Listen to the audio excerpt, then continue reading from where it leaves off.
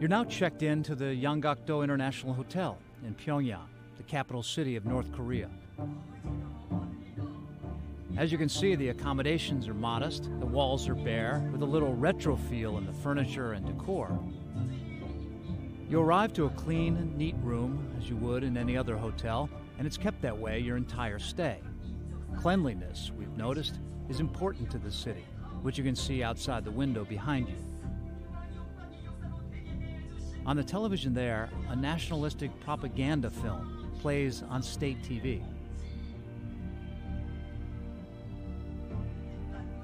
North Korea is a country with no freedom of expression, freedom of speech, and certainly no freedom of the press, which means we are not allowed to walk out of the Yanggakdo unaccompanied, never mind with a camera. Anything not on the itinerary requested by our team was considered, but on this trip, none were accommodated. So why invite us in the first place? To cover their main event of the year, the 70th anniversary celebration of North Korea's Workers' Party in Kim Il-sung Square. What do you think of our president? It's obvious. So let's get out of this room and see Pyongyang. Seeing Pyongyang means seeing it via a pre-approved guided tour. We're always accompanied by government escorts who asked us not to film them, but they often ended up in the shot as they listened in on what we said and made sure we stuck to the schedule. Take note of those two men in suits standing side by side as I walk past them. They were our guides, and you'll spot them throughout this trip.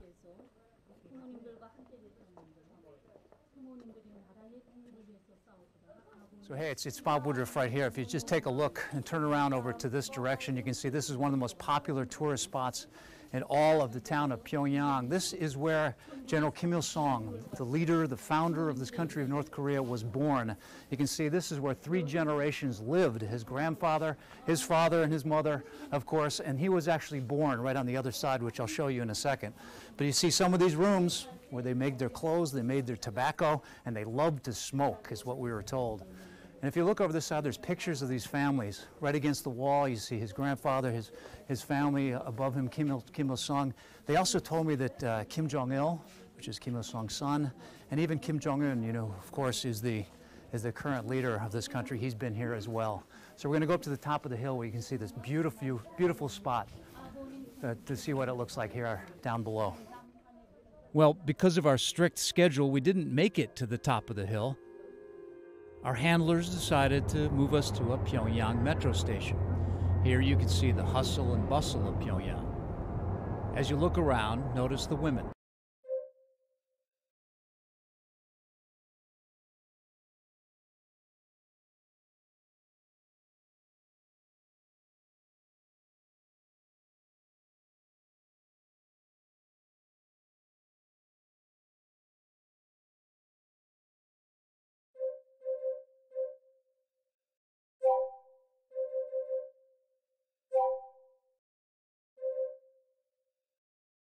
We didn't make it to the top of the hill.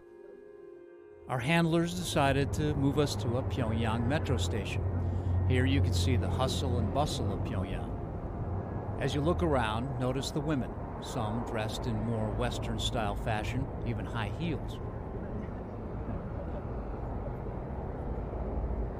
The very presence of traffic weaving past those cable cars, even taxis, all this is actually new and modern for North Korea, though through our eyes it seems ordinary, if not dated. Let's go down below. Construction of the metro started in 1965 and was completed in 1972. Here in Hope Station, you can see a mural of Kim Jong-il. Check out the colorful chandeliers all around the station, and once again, notice how clean the subway is. No gum on the platforms, no litter or trash.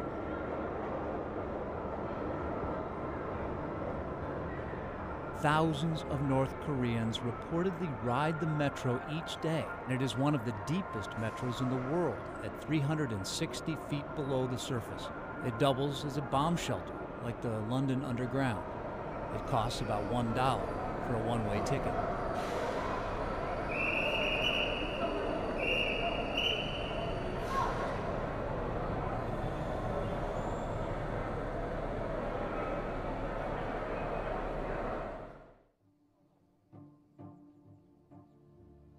Since we weren't allowed to see all the sights on our own, our minders took us to this local tourist attraction. It's called Folklore Park. It's full of miniature versions of Pyongyang's landmarks. Here you can see North Korea's replica of the Arch of Triomphe, and in the distance, you see those snow-capped mountains?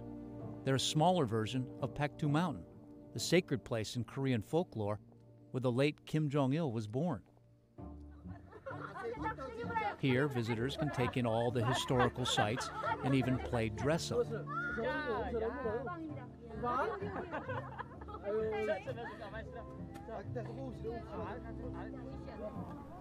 Some even come here to get married, like this couple.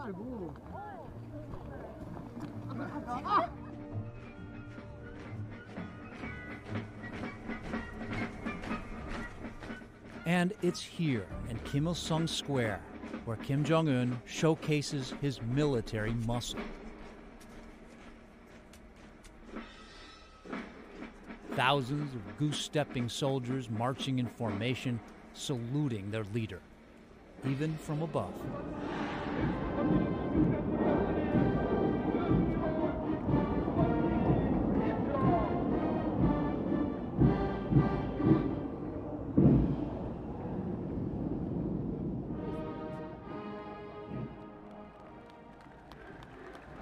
There, up on the balcony of Pyongyang's Grand People's Study House, the young leader of this mysterious country, Kim Jong-un, greeting his people enthusiastically, who in turn are rapturous in their applause and cheers everywhere you look.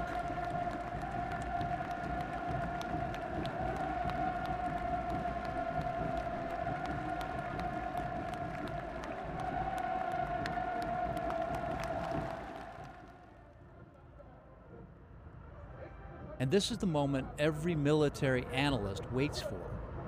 Just feet away from where we're standing, they look like Hollywood props, but this is Kim Jong-un provocatively parading his ballistics arsenal before an international audience.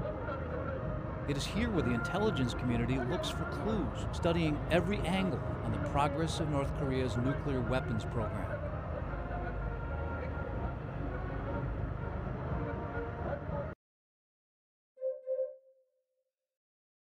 Audience. It is here where the intelligence community looks for clues, studying every angle on the progress of North Korea's nuclear weapons program.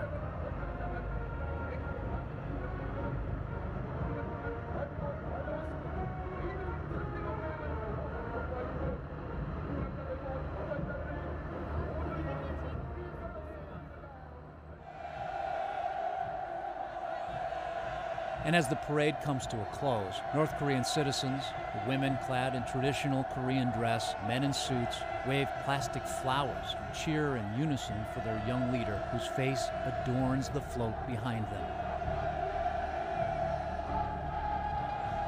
But when you strip away the pageantry, the floats, the palms, North Korea watchers have been predicting this country's collapse for decades now, arguing that all of this cult of personality, all of this closing off from the outside world cannot be sustained as each successive modern era requires participation in a global economy in order to survive. Many wonder, how much longer will this last?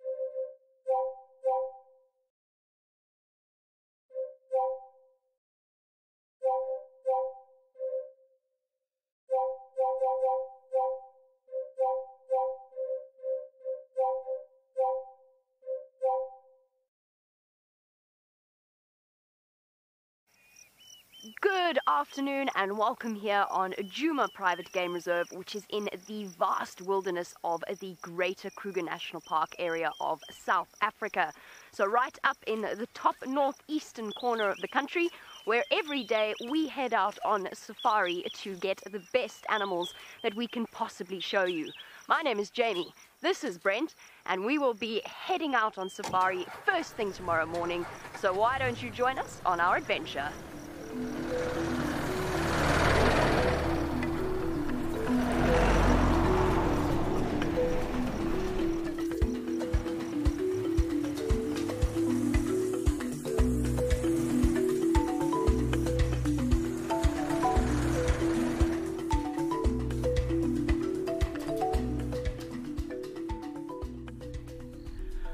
Somewhere here is a very, very elusive predator, and together we're going to try and see whether or not you can spot exactly where she is. Now let's have a look. Somewhere around here there is a creature, a cat, that is particularly good at hiding away. In fact, probably of all of the creatures out here, the best at remaining elusive and hidden. Where, oh where could she be? Oh, it's a particularly special cat, and it's a cat that likes, instead of lying in the grass and hiding away, it actually likes to climb up big trees and have a very special vantage point. And perhaps if you were to shift your gaze upward, you might just notice the peaceful slumbering form of a leopard right above us, fast asleep and enjoying the air. Isn't that special? Now we've come back looking for the leopards and we've found them again. They're a little bit more calm now. Oh, he's up. Oh, he's going to walk right in front of us. He's just below the bonnet. I actually can't see him. He's so close to us. And he's moving around to the right. What are you doing, mister? Oh, he's gonna come back. His sister's lying off in the long grass to the left, but he still seems to have a bit of play left in him. But as we get later in the morning, they're gonna calm down as it gets warmer. They're also gonna tire themselves out. I can't see him. He's right below. There he is. He's popping out again. He might go try play with his sister again. I said his sister's far more calm than him, but he seems to still have a little bit more play left in him. There he goes. His sister's not facing him at the moment. Oh. She spotted him, so I think she knows he's coming. Oh, and look at how he's stalking at one foot in the exact same place as the other foot. He's now bunching his muscles. He's ready to leap. There he goes. She knew he was coming, but she was waiting for him. We are out on foot in the African wilderness, and going out on a bushwalk is probably one of the best ways to experience the life out here. It really gives you an opportunity to get right up close to some of the smaller things that you might not be able to spot from the vehicle. So for example, we've got this magnificent termite mound, and being out on foot really allows you to get right up and close and personal and truly connect with nature. Now, this termite mound is a fundamentally important part of this ecosystem. These termite mounds are not just home to termites, but all sorts of other animals, including warthogs, hyenas, porcupines, aardvarks, snakes, mongoose, and all sorts of other things. And just below the surface here, there are millions and millions of termites, either workers or soldiers, all working together in a cohesive unit to support their queen.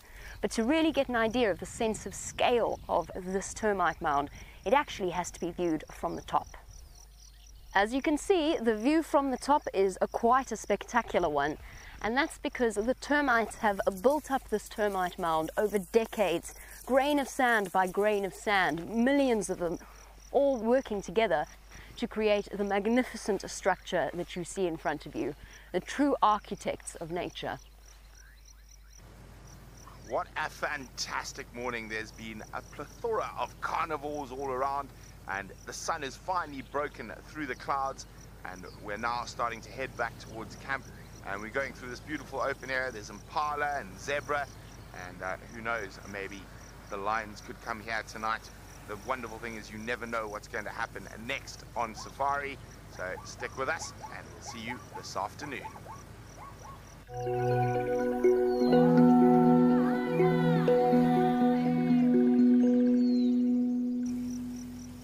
It's the start of our afternoon safari, and we've just picked up on a really fresh set of lion tracks walking along the road. Our tracking is a really important part of what we do out here. Come along, jump off with me, and let's go and have a closer look.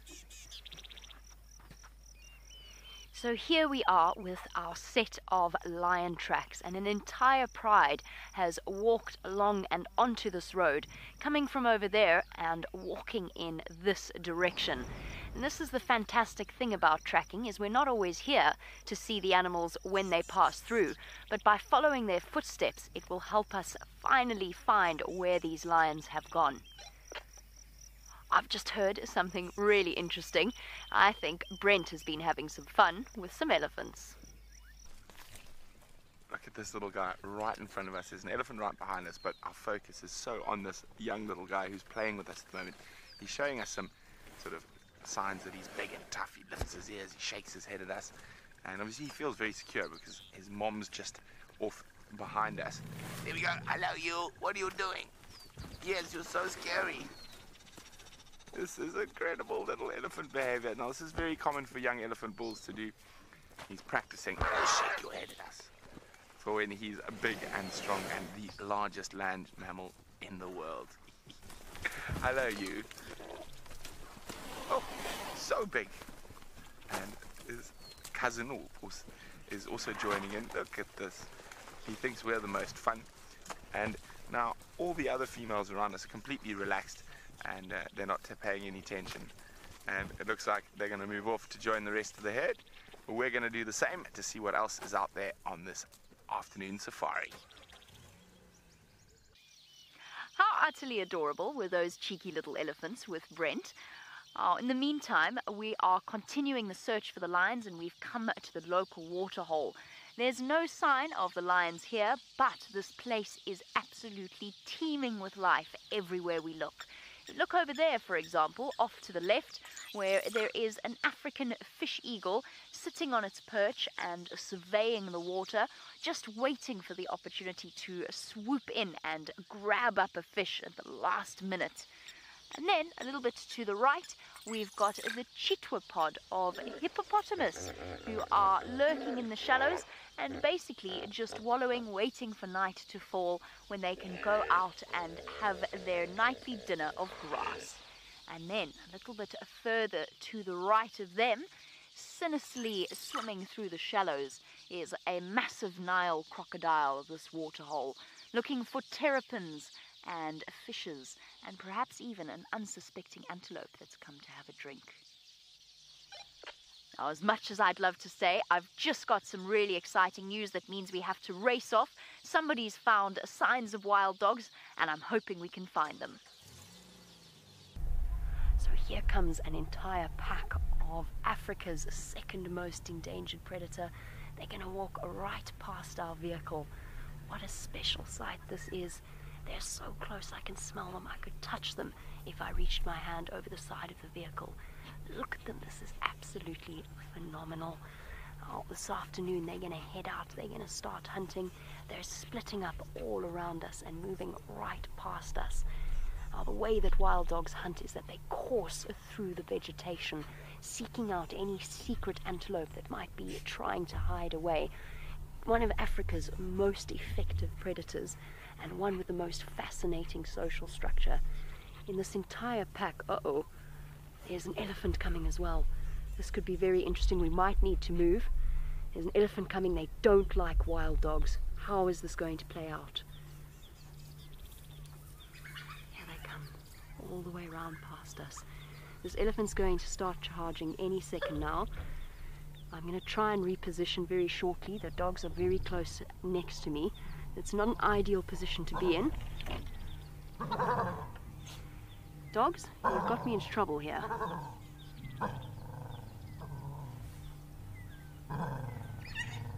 Okay, we don't want to be part of misplaced aggression with this elephant.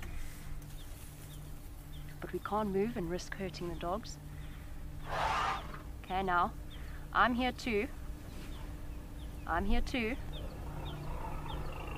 Okay. Dogs. Aye.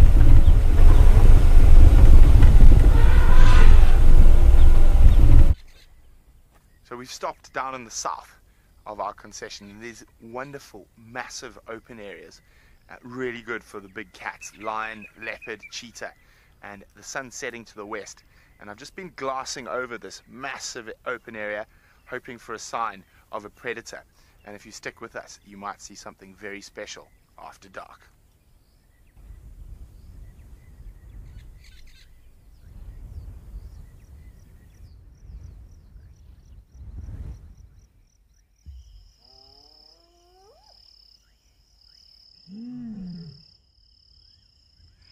You and I are coming to the end of our day, but as you can see, the bush never sleeps, and some animals, like this magnificent male lion, are just waking up and getting ready to go about their day.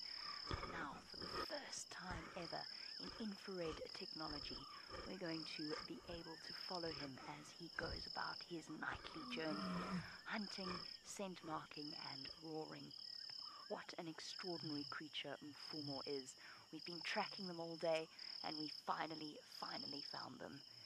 Thank you so much for joining us on this 360-degree safari. It's been a pleasure to share such fantastic sightings with you. And I know I've loved every single minute. I hope you have too. We hope you can join us again soon on Safari Live.